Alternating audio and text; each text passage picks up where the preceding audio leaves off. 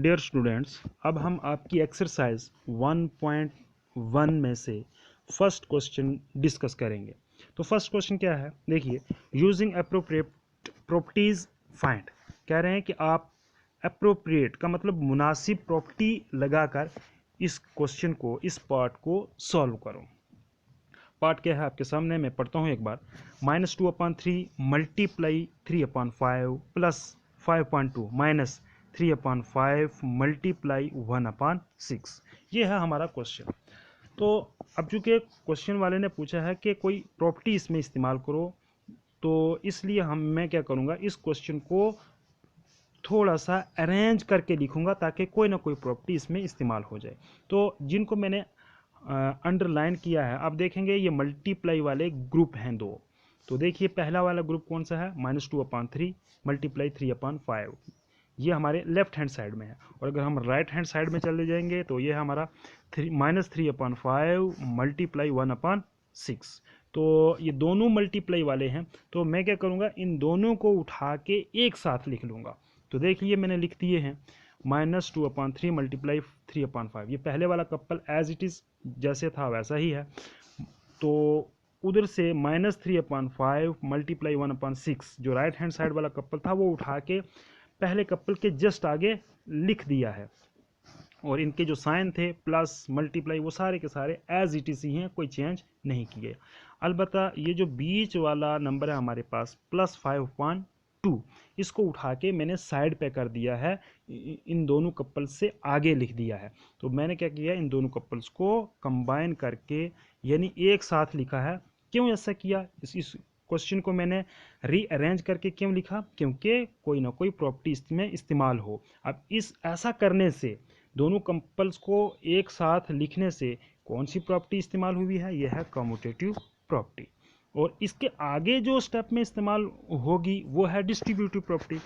मैं आपको सबसे पहले इन प्रॉपर्टीज़ के बारे में थोड़ी सी इंट्रोडक्शन देता हूँ, फिर ये क्वेश्चन आगे सॉल्व करेंगे। प्रॉपर्टीज़, तो सबसे पहले प्रॉपर्टी जो है वो हम आपके साथ डिस्कस करते हैं। तो सबसे पहली प्रॉपर्टी है हमारे पास कम्यूटेटिव प्रॉपर्टी। तो ये क्या होता है, ये दो नंबर हमारे पास अगर हों तो उनमें इस्तेमाल होती है a + b is equal to b + a। यानी हमारे पास अगर कोई से दो नंबर हों तो उन दो नंबर में अगर प्लस वाला सिंबल हो तो वो इक्वल होता है पहला नंबर प्लस दूसरा नंबर, वो इक्वल होता है दूसरे नंबर प्लस पहले नंबर के आंसर का। देखिए आगे एग्जांपल है 2 + 5 इज सेम एज 5 + 2। यानी लेफ्ट हैंड साइड में हमारा 2 + 5 आंसर 7। राइट हैंड साइड में जाइए तो जो पहला नंबर था 2 वो हमने उधर जाके दूसरे नंबर पर लिख दिया, और दूसरा नंबर जो था 5 वो हमने उधर जाके पहले नंबर पर लिख दिया। तो इधर 2 + 5 था, वहाँ क्या हमने लिखा 5 + 2। अब इनको हम प्लस करके देखते हैं, इन दोनों को, इन दोनों का आंसर भी क्या आएगा, वो भी 5 + 2, वो भी क्या आएगा 7। तो कोई भी आंसर में कोई फ़र्क नहीं आता है। तो इस तरह से इसको कहते हैं कम्यूटेटिव प्रॉपर्टी, यानी a + b is same as b + a। तो ये एडिशन में और ये मल्टीप्लिकेशन में भी इस्तेमाल होती है। जैसे a × b is same as या is equal to b × a। Example आपके सामने है 3 × 7 इज इक्वल टू 7 × 3। यानी लेफ्ट हैंड साइड में 3 × 7 आंसर 21, और उधर 7 × 3 वो भी आंसर 21।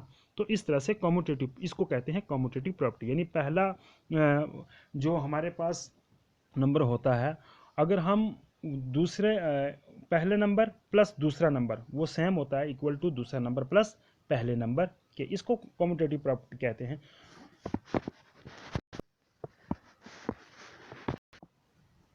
सेकंड प्रॉपर्टी है हमारे पास डिस्ट्रीब्यूटिव प्रॉपर्टी। ये भी बड़ी आसान है। इसमें 3 नंबर हम ले लेते हैं, a × b + c, यानी 3 नंबर हैं, वो किसके बराबर होते हैं, equal to a × b + a × c।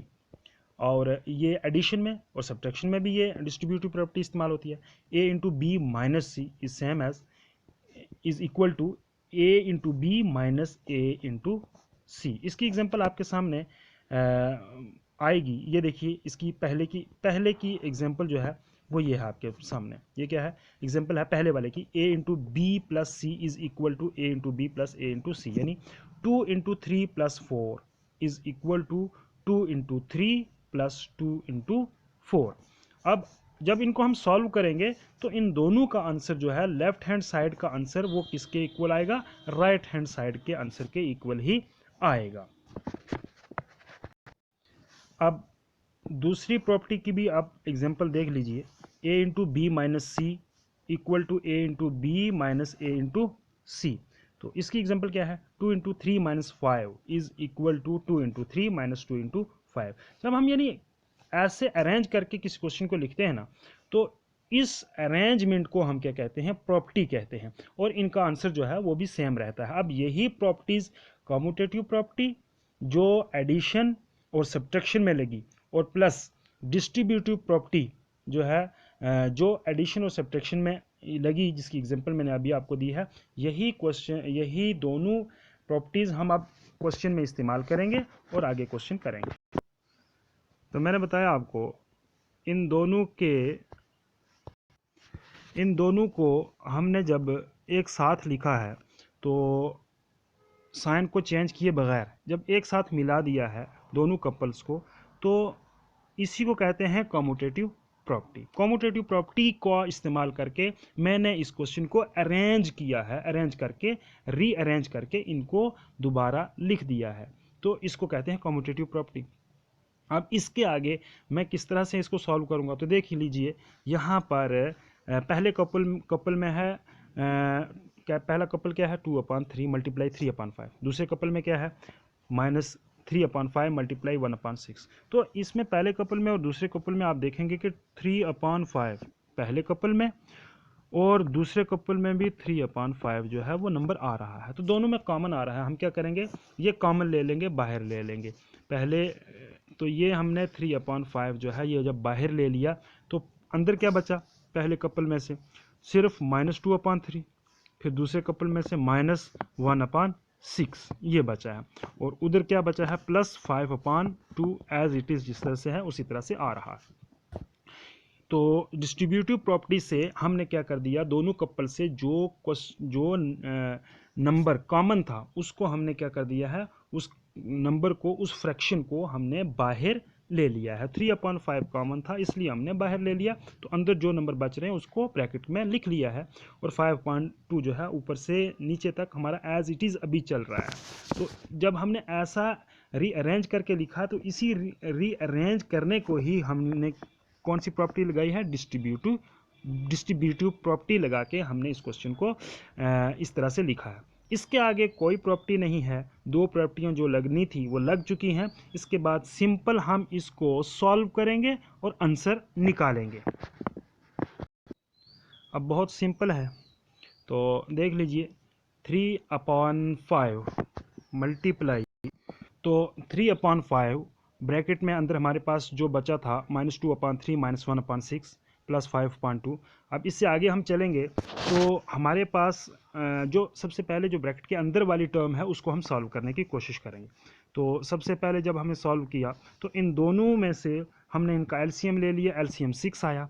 अब जब एलसीएम 6 आया, ये तो बहुत सिंपल सी बात है, आप एलसीएम जानते हैं कि कैसे एलसीएम निकालते हैं और एलसीएम से किस तरह से क्वेश्चन को सॉल्व किया जाता है। तो ऊपर एक तो -2 पहले से था, तो मल्टीप्लाई 2 ये कौन सा आ गया, ये एलसीएम वाला जो आ गया, यानी 3 to the 6, यानी इसके नीचे -2/3 के नीचे जो 3 है उसको एलसीएम से हम जब 6 को यानी एलसीएम को जब डिवाइड करते हैं 3 से, जो नंबर बचता है ऊपर वाले नंबर को उसी से मल्टीप्लाई करते हैं। ये बहुत सिंपल है, ये आपको पहले से ही आता है। तो इसलिए ये 2 जो है वो एलसीएम को मल्टीप्लाई करके वो जो बचा था वो आ गया, -1 × 1, ये दूसरा 1 कहाँ से आ गया, वही एलसीएम 6 डिवाइड बाई 6 वो जो 1 आ गया। तो इधर क्या आ गया, 2 × 2 कितना आ गया, 4, साथ में माइनस 1 × 1। तो इस तरह से ये आ गया -4 -1 अपॉन क्या आ गया 6, और +5/2 जो पहले ऊपर से चल रहा है वो एज इट इज़ अभी आ रहा है। तो इस तरह से ब्रैकेट के अंदर वाली हम अभी सॉल्व कर रहे हैं। तो ये -4 -1 कितना हो गया, -5/6, क्योंकि माइनस इंटू माइनस प्लस होता है लेकिन सिंबल कौन सा रहता है, माइनस का ही रहता है। 4 और 1 5 हुए लेकिन सिंबल माइनस का ही रहा, तो ऊपर आ गया 5/6। तो बाहर 3/5 जो था वो भी एज इट इज़ है, प्लस 5/2 जो राइट हैंड साइड में है वो भी एज इट इज़ ही अभी चल रहा है। इसके बाद देखिए, तो ये कितना आ गया ब्रैकेट के अंदर, -5/6 आ गया। इसको सिंपल, ये ब्रैकेट का मतलब मल्टीप्लिकेशन होती है, बाहर वाला हमारा 3/5 मल्टीप्लाई -5/2, तो प्लस है 5/2। तो ये जो मल्टीप्लाई वाले पहले थे इनको हमने सिर्फ सॉल्व किया है। 3 1 द 3 और 3 2 द कितना हो गया, 6 हो गया और इधर 5 1 द 5 और 5 1 द 5। अब देखते हैं कि लेफ्ट हैंड साइड में हमारे पास क्या बचा है, सिर्फ इधर। तो इधर हमारे पास बचा है 1 1 द 1, क्योंकि माइनस वाला 1 था, 5 के साथ माइनस है इसलिए ये आ गया माइनस वाला 1 1 अपॉन क्या है 2 1 द 2। तो इधर बचा हमारे पास सिर्फ -1/2 प्लस ये वाला प्लस, ये आ गया एज इट इज़, और उसके साथ में क्या है 5/2। अब यहाँ तक हम पहुँचे इक्वल टू, अब इन दोनों का एलसीएम जो है वो ले लेंगे। एलसीएम पहले के नीचे भी 2 है, दूसरे के नीचे भी 2 है, तो सिंपल आ गया 2 ही आ गया। तो 2 एलसीएम आ गया, ऊपर वाले भी एज इट इज़ आ जाएंगे, -1 + 5। अब 5 से -1 कर दिया तो टोटल कितना आ गया 4, प्लस वाले 4, क्यों बड़ी टर्म के साथ प्लस है इसलिए 5 से 1 निकाले तो 4 आ गया, 4/2।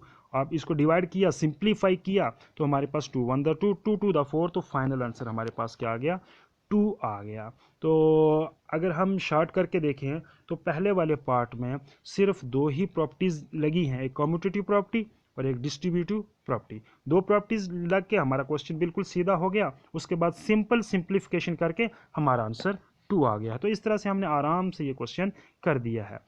Thanks, have a nice day.